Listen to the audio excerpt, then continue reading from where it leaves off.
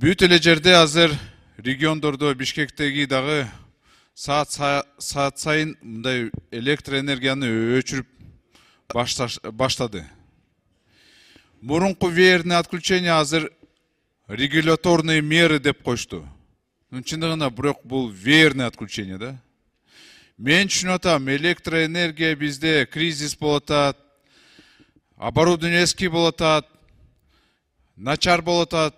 Бирок ошол эле кезде кача жарандарга мындай график менен түзүп айтып койбойсуңарбы?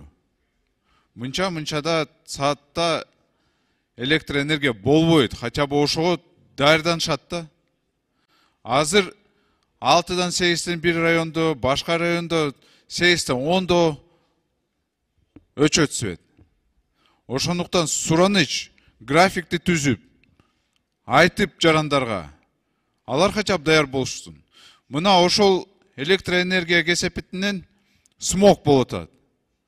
Электроэнергия жоктугунан көбүнчө көмүрдү жана башка нерселерди жагып, мына шаарда таптакыр уже мындай смог эле болуп атат да, катуу эле.